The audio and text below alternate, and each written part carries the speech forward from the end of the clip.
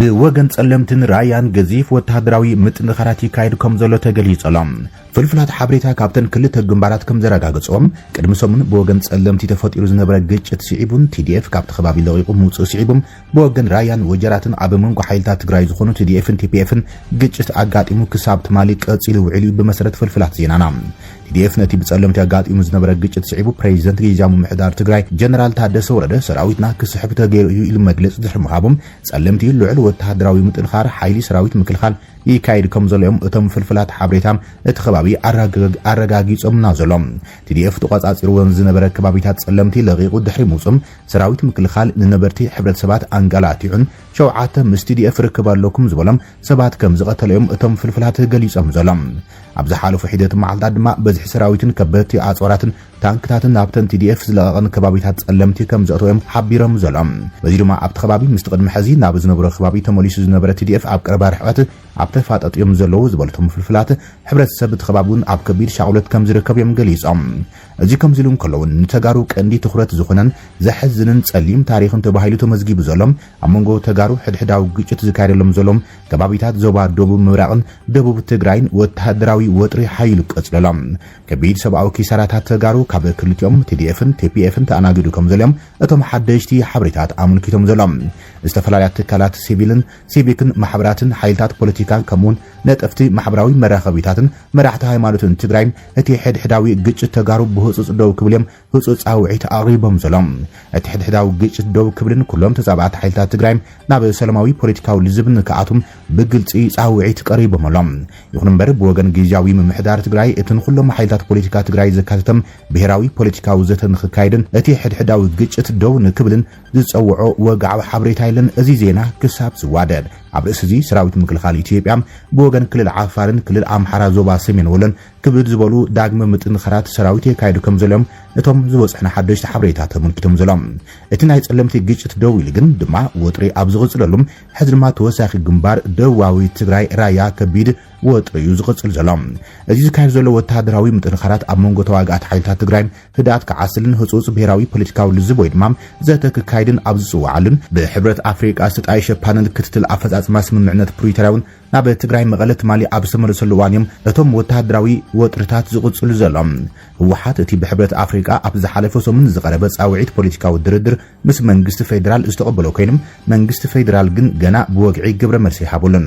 ህወሓት ሕብረት ኣፍሪቃ ስምምዕነት ፕሪቶሪያ ብምሉእነት ንኽፍጸም ዘቕረበ ጻውዒት ካብቲ ሕብረት እወንታዊ ምላሽ ረኺቡ ልኡኽ ሕብረት ኣፍሪቃ ክትትል ኣፈጻጽማ ስምምዕነት ፕሪቶሪያ ናብ መቐለ ኣትየሎም እዚ እወንታዊ ዜና ንህወሓት ኮይኑ መንግስቲ ፌደራል ብግልጺ ኣብቲ ጉዳይ መግለጺ ወይ ድማ ግብረ መልሲ ዘይመሃቡን ብወገን ጸለምትን ራያን ዝግበሩ ዘሎም ከበድቲ ወታደራዊ ምጥንኻራትን ግን እቲ ኩነታት ሕዝውን ዝያዳ ኣሻቓሊ ገይሩ እዩ ዝቕጽል ዘሎም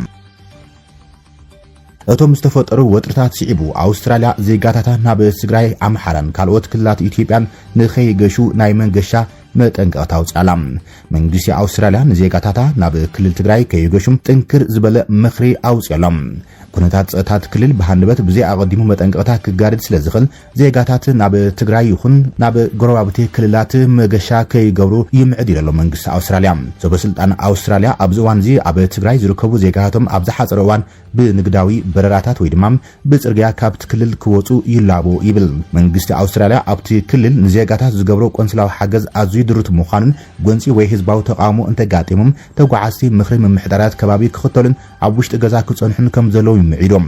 ብዜጋ ትግራይ መንግስቲ ኣውስትራልያ ዜጋታቶም ናብ ክልላት ኣምሓራም ቤንሻንጉል ጉሙዝ ዓፋር ጋምቤላን ከምኡን ምስ ኤርትራም ሱዳን ደቡብ ሱዳን ኬንያን ሶማልያን ዘዳው ከባቢታቱን ከይገሽ መኺሩ ዘሎም ናይዚ ምኽንያት ድማ ዕጥቃዊ ግጭት ግብረ ሽበራ ስጋት ምምዝባልን ሲቪላዊ ናዕብን ጠቒሰሎም እቲ መጠንቀቕታ ምስ ክልላት ኣምሓራ ቤንሻንጉል ጉሙዝን ዝዳው ሰሜናዊ ክፋል ኦሮሚያውን ዘጠቓለለዮም ብሓፈሻ ናብ ኢትዮጵያ ዝግበሩ ጉዕዞ ብዝምልከት መንግስቲ ኣውስትራልያ ዜጋታቱን ናብቲ ሃገር ንምጓዓዝ ዕሚቆም ክሓስቡሉን ከስተንትሉን ከም ዝግባእ ተሓሳሲቦም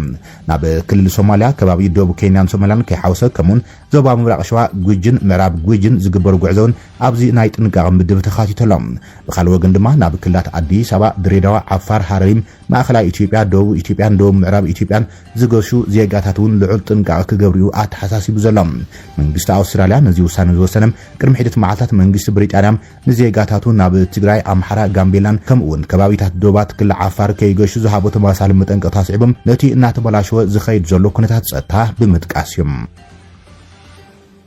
ኣብ ኣሜሪካ ካብ ዝርከባ ኣብያተ ክርስቲያናት ኦርቶዶክሳዊ ተዋህዶ ቤተክርስቲያን ትግራይ ሓንቲም ሓደጋ ምፍራስ ኣጋጢሞዋ።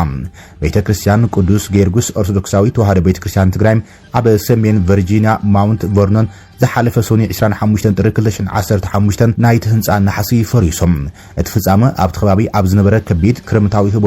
ህቦቡላ በረድን ዘጋጥም ምዃኖም ኣባላት መጥፋእቲ ሓዊ ካውንቲ ምሸት ኣብቲ ኣብ መንገዲ ኩፐር ዝርከብ ህንፃ ቤተክርስቲያን ምስ በጽሖም ናሕሲ ናይቲ በዓል ክልተ ደርቢ ህንፃ ሙሉእ ብሙሉእ ዝፈረሰ ኮይኑ ኣብ ካልኣይ ደርቢ ድማ ወዲቑ ፈሪሱ ረኺቦም ህጹጽ ረድኤት ዝህቡ ሰባት ናሕስን መሬትን ናይቲ ህንፃ ይፈርስ ከም ዘሎን መናድቕ ናይቲ ህንፃ ድማ ናብቲ መዕረፊ መኻይን ዘንቢሉ ምልክታት ከም ዘሎን መጠንቂቖም እቲ ህንፃ ብ1954 ኣብ ቋጽር ኣውሮፓውያን ዝተሃነጸ ኮይኖም እቲ ናይቲ ህንፃ ደጋፊ መዋቕር በቲ ሓደጋም ሙሉእ ብሙሉእ ከም ዝዓነወ ሰራሕተኛታት መጥፋእቲ ሓዊ ገሊጾም እቲ ባርዕ ኣብ ዘጋጥመሉ እዋን ኣብ ውሽጢ እቲ ህንፃ ዝኾነ ሰብ ስለ ዘይነበረም ዝኾነ መጉዳእቲ ወይ ድማ ሞት ኣየጋጥመን ክፍሊ መጥፋእቲ ሓዊ እቲ ኣውራጃ መስመራት ሓይሊ ኤሌክትሪክን ጋዝን ብቕጽበት ዓጺሞም ብምፍራስ ቤተክርስቲያን ሰንቢድ ኣለኹ ኣዝየ ድማ ሓዚኖም እንተኾነ ግን ዝኾነ ሰብ ኣይተጎድአን ኣምላኽ ይመስገን ክብልዮም ጳጳስ ኣትናቴዎስ ናይታ ቤተክርስቲያን ገሊጾም እታ ቤተክርስቲያን ካብ 2020 ኣብ ቋጽር ኣውሮፓውያን ጀሚሮም ኣስታት 200 ተጋሩ ኣባላት ኮሚኒቲ ዘለዋ ኮይኖም እቲ ህንፃ ዓንዩ ኣብዚ እዋን እዚ እንታይ ክንገብር ከም ዘለና ኣይንፈልጥና ክብልዮም መራሕቲ እታ ቤተክርስቲያን ንኤንቢሲ ኒውስ ተዛሪቦም ጠንቂ ምፍራስ ናሕሲ ብወግዕ እኳ እንተዝተገልጸም እቲ ኣብቲ ከባቢ ዝወደቐ ስኖው ክሬት ተባሂሉ ዝፍለጥ ከቢድን ጽዑቕን በረድ ነቲ ጸገም ኣበርክቶ ክህልዎ ከም ዝኽእል ተገሚቶሎም ብመሰረት ጸብጻብ ካፒታል ዌዘር ጋንግ እቲ ዝሓለፈ ሰመት ዝወደቐ በረድ ከምቲ 20 ኢንች ዝቕመቱ ብርቱዕ ንፋስ ዝሓዘም ትሕዝቶ ማይ ዝነበሩ ኮይኖም ኣዝዩ ጽዑቕ ከቢድን ብምንባሮም ግን ኣብ ናሕሲ ህንጻታት ርኡይ ጸቕጢም ፈጢሩሎ ይብል እቲ ሓበሬታ እዚ ከምዚ ኢሎም ከሎ መንግስቲ ሕቲ ኣብ የመን ኣብ ልዕሊ ኣብያተ ክርስቲያናት ኢትዮጵያ ተሃገር ስጉም ተወሲዶላ ኣብ ሰንዓ የመን ሰበስልጣን ሕቲ ኢትዮጵያውያን ኣመንቲ ንልዕሊ 20 ዓመታት ክገልገሉሎም ዝጸንሑ ኣብያተ ክርስቲያናት ስጉምቲ ከም ዝወሰዱም ኣመንቲ ንቢቢሲ ተዛሪቦም ኣብ የመን ከተማ ሰንዓ ኣብ ዝርከብ ቤተክርስቲያን ቅዱስ ጌርጉስ ኣምልኾ ዘካይድ ከም ዝነበረ ዝዛረብ ኣቶ አብርሃም በቀለም ንደቁ ቋንቋን ኣምልኾን ዘምህረሉ ቤተክርስቲያን ኣብ በዓል ልደት ብሰበስልጣን ሕቲም ከም ዝተዓጽወ ገሊጾሎም ኣብ ታርእሰ ከተማ ንልዕሊ 23 ዓመታት ዝነበረ አብርሃም ቤተክርስቲያን ቅዱስ ጌርጉስ ቀዲሙ ዘመተ ከም ዝተፈጸመላን ድሕሪኡ በዓል ልደት ድማ ከም ዝተዓጽወትን ገሊጾም ኣብ ሰንዓ ንልዕሊ 20 ዓመታት ከም ዝነበረት እትዛረብ ፕሮቴስታንት ጓላንስቲትን ቅድሚ 25 ዓመት ቪክቶር ብዝተባለ ህንዳዊ ስመስረተት ናይ ኢትዮጵያ ወንጌላውያን መምለኺ ቦታውን ከም ዝተዓጽወትን እቲ መስራቱን ከም ዝተኣሰረን ገሊጻ እታ ከተማ ተቆጻጺሮም ዘለዉ ዕጡቓት ሕቲ ቅድሚታ ኦርቶዶክሳዊት ቤተክርስቲያን ኢትዮጵያ ነታ ብፓስተር ቪክቶር እትምራሕ ወንጌላዊት ቤተክርስቲያን ከም ዝዘመቱ ዝገለጸት ኮይና መጽሓፍ ቅዱስን ገለ ንዋያ ቅዱሳን ውን ከም ዝወሰዱ ገሊጻ አቶ አብርሃም በቀለ በወገኑ ሰበስልጣን ሕቲ ቅድሚ 3 ሰሙናት ናብ ኦርቶዶክሳዊት ቤተክርስቲያን መጽኦም ገንዘብን ንብረትን ዘመይቶም ክብል ገሊጾም አቶ አብርሃም ኣብ ሰንዓ ብኦርቶዶክሳዊት ቤተክርስቲያን ኢትዮጵያ እቲ ማሕደር ቤተክርስቲያን ቅዱስ ጌርጉስ ቅድሚ 25 ዓመታት በአባላት ሓይሊ ባሕሪ ኢትዮጵያ ነበር ዝተመስረተት ምዃና ጸብጻብ ቢቢሲ ረድዮም አቶ አብርሃም እታ ቤተክርስቲያን ፈለማ ኣብ ወታደራዊ ማዓስከር ከም ዝነበረትን ድሕሪ ግን ኣብ ሰንዓን ዝርከቡ ኢትዮጵያውያን ኣመንቲ ኣገልግሎት መሃብ ከም ዝጀመረት ይዛረብ እታ ኣብ ሰንዓ ከባቢ ሓዳ እትርከብ ቤተክርስቲያን ቅዱስ ጌርጉስ ንኣመንቲ ዝተፈላለየ ሃይማኖታዊ ኣገልግሎት ትህብ ከም ዝነበረትን ኢትዮጵያውያን ኣስላም ህፃናት ከይተረፈም ቋንቋ ኣምሓርኛ ንምምሃር ናብታ ቤተክርስቲያን ይመጹ ነይሮም ይብል አብርሃም ቀጽሪ እቲ ቤተክርስቲያን ብ$2,000 ንወርሒ ይካረ ከም ዝነበረን ባንዴራ ኢትዮጵያውን ተሰቂልዎ ከም ዝነበረም ወሲኹ ተዛሪቦም አብርሃም ካብ አዲስ አበባ መራሕቲ ሃይማኖት ኣብ ዝተፈላለየም በዓላት ተረኺቦም በረኸት ክቡ ጀሚሮም ከም ዝነበሩ ገሊጾም ቅድሚ ሕዝቡን መንግስቲ የመን ኣፍልጦ ከም ዝረኸቡ እቶም ኢትዮጵያን ይገልጾም ንሱ ንቢቢሲ ኣብ ዝሃበ ሓበሬታ ኣብ ዝዋን እቲ ባንዴራ ውሪድም ኣብቲ ኣፍ ደገ ከም ዝተዓሸገ ዝገልጽ ምልክታውን ተለጢፉሎ ኢሎም አቶ አብርሃም ከም ዝብሎ ቤተክርስቲያን ቅዱስ ጌርጉስ ቅድሚ ሕዚም ኣስታት 5,000 ኢትዮጵያውያን ኦርቶዶክሳውያን ክርስቲያን ዘምልኹሉ ቦታ ከም ዝነበረም እዚ ግን ኣብዚ ስርዓት ኣምልኾ ምክያድ ኣይፍቀድን ብምባል ተዓሽጉ ከም ዘሎ ተዛሪቦም እተን ኢትዮጵያውያን ኣመንቲ ስርዓት ኣምልኾ ዝፍጽሙለን ኣብያተ ክርስቲያናት ዝተዓጽዋሉ ምኽንያት ብዝምልከት ካብ ሰበስልጣን ሕቲ ወግዓዊ መግለጺ ተዋሃበን አብርሃም ኣብ 2015 ስዑድ ዓረብ ኣብ ልዕሊ ዕጡቓት ሕቲ ደብዳብ ኣብ ዘካየደትሉ መጥቃዕቲ ነፈርቲ እውን ኣብ ዝፍጸመሉ ታቦት ቤተክርስቲያን ቅዱስ ጌርጉስ ናብ ካልኦት ቦታታት እንተተሰጋገሩ ዝኾነ ጽምብል ኣብ ቀጽሪ እታ ቤተክርስቲያን ብዓብዪ ድምቀት ይበዓል ከም ዝነበረ ገሊጾም አብርሃም ቅድም 3 ሰሙን ግን አቡ ብስሩዕ ዘገልግል ዝነበረ ካህን ከም ዝነበረም በስልጣን ነቲ ካህን ብምጽዋዕ እታ ቤተክርስቲያን ከም ዝዓሸጉ ሓቢሮም ቢቢሲ ካልኢቲ ዘዘራረባ ኢትዮጵያዊት ወንጌላዊት እታ ፓስተር ቪክተር ዝተመስረተት ቤተክርስቲያን ብሰበስልጣን ሕቲ ምስተዓጽወት ንውሕስነታ ከም ዝሰገት ገሊጻ ንበዓለይ ፈሪሕ ኣለኹ ኣብቲ ፓስተር ዝነበረሉ ዝነበረ ገዛ ኣይ ዝነብር ናይ መዛምራን አልባሳት ካል ናይ ቤተክርስቲያን ንዋያትን ምሳያሉ ክትብል ያ ተዛሪባ ኣብታ ንኣሳት 25 ዓመታት ጸንሐት ቤተክርስቲያን ክሳብ 400 ዝግመቱ ወንጌላውያን ኢትዮጵያውያን ክገልገሉሉ ከም ጸንሑ ብምግላጽ ካልኦት ወንጌላውያን አብያተ ክርስቲያናት ኢትዮጵያውን ብስንክዚ አገልግሎት ደው አቢለን ምህላውን ሓቢራላ እቲ ምስቲ በዓልቲ ቤቱን ወድን አብየምን ዝነብር ፓስተር ኢትዮጵያውያን ኣብታ ማእከል ከምልኹ ከም ዘፍቅድን ሓሊፉ መጠናዊ ገንዘባዊ ደገፍ ከም ዝግበርውን ተዛረብ ኣብዝዋን ኣመንቲ ኦርቶዶክሳውያን ወንጌላውያን ዘምልኹሉ ቦታ ከም ዘይብሎም ንቢቢሲ ተዛሪቦም ቢቢሲ ኣብ ልዕሊ ሃይማኖታዊ ማዕከላት ኢትዮጵያን ዝወሰደ ስጉምቲ ምዕጻብ ዝምልከቶም ኣካላት ምርካብን ዝገብሮ ጻዕሪ ኣይሰመረን ኢሎም የመን ኣብ ኩናት ሕድሕድ ቅድሚ ምእታው ብዙሓት ኢትዮጵያን ኣብኡ ክሰርሑ ይስደዱ ከም ዝነበሩን ድሕሪኡ ድማ ኢትዮጵያን ናብ ስዑድ ዓረብን ካልኦት ሃገራት ዓረብን ከኣቱ ከም ተሓላልፊት መስመር ዝጥቀሙሉ ሃገር ምዃና እዩ ዝግለጽ ኣብ መጀመርታ ዝሓለፈ ዓመት ልዕሊ 16000 ኢትዮጵያን ኣብ ላዕለዋይ ኮሚሽነር ስደተኛታት ሕብራት ሃገራት ተመዝጊቦም ከም ዝርከቡም ካልኦት ብዙሓት ድማ ዘይተመዝገቡ ኢትዮጵያን ኣብ የመን ከም ዘለዉ ይመን ምቁራጽ አገልግሎት ቴሌፎን ኢንተርኔትን ኣብ ኢትዮጵያ ተጸብጽበሎም ኣብ ክልል ኦሮሚያ ሰሜን ሸዋ አገልግሎት ቴሌፎን ኢንተርኔትን ካብ ዝቋረጹም መዓልታት ኣቁጺሮምሎም ነበርቲ ዝተፈላለዩ ከተማታት ሰሜን ሸዋ ኦሮሚያ ንቢቢሲ ኣፋን ኦሮሞ ኣብ ዝሃቡ ሓበሬታ አገልግሎት ቴሌፎን ኢንተርኔትን ከም ዝተቋረጸ ገሊጾም ምስ ቢቢሲ ርክብ ዝገበሩ ነበርቲ ደጌ ኩዩ ሕዳቡ ኣቦትን ዋራ ጃርሶን ካብ ዝሓለፈ ሰንበት ጀሚሩ አገልግሎት ቴሌፎን ኢንተርኔትን ከም ዝተቋረጸም ገሊጾም ቢቢሲ ኣብ ወረዳታት ኩዩን ዋራ ጃርሶን ከምውን ኣብ ሕዳቡ ኣቦትን ዝርከቡ ነበርትን ምርኻብ ተረጋጋሚ ፈተነታት ኳን ተገብረም አገልግሎት ቴሌፎን ግን ኣይሰርሕን ኢሎም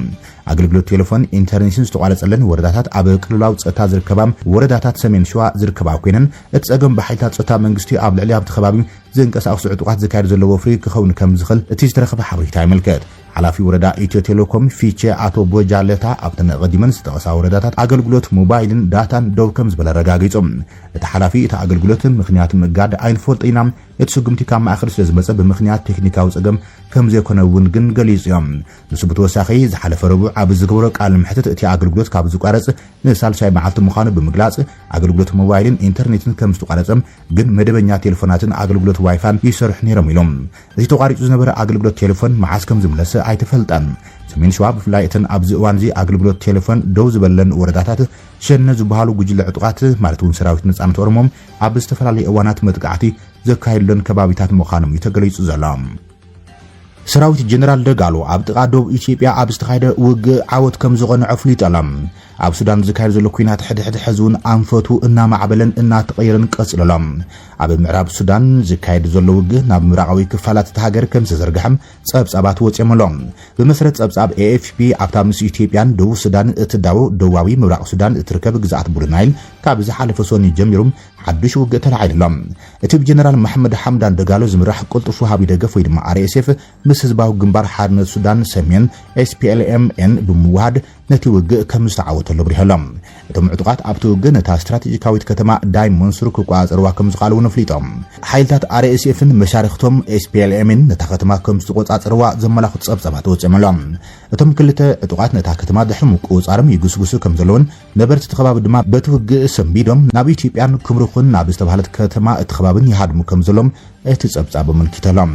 እዚ ከም ዝሉን ከሎ ሓደ ላዕለዋይ በዓል ስልጣን ሱዳን እውን ንሱዳን ትሪቡን ኣብ ዝሃበ ቃል ነቲ ኣብ ምብራቃዊ ክፋላት ሃገር ዝካየድ ዘሎ መጥቃዕታት RSF ንኢትዮጵያ ይወቂሶም ሓይሊ RSF መሻርክቱን ነቲ መጥቃዕቲ ካብ ኢትዮጵያ ከም ዝፈጸሞ ዝገለጸት በዓል ስልጣን እቶም ዕጡቃት ስግር ዶብ ሙሉእ ሰንሰለት መገሻም ከም ዘዳለው የብሪሆም እዚ ከም ዝሉን ከሎ መንግስቲ ሱዳን እዞም ዕጡቃት ኣብ ክልል ቤንሻንጉል ጉሙዝ ናይ ታዕሊም ማዓስከር ከም ዘሎም በተረጋጋሚ ገሊጾም እንተኾነ ሰበስልጣናት ኢትዮጵያ ነዚ ጉዳይ ዝምልከት ብግልጺ ዝሃብዎ ግብረ መልሲ የለን እዮም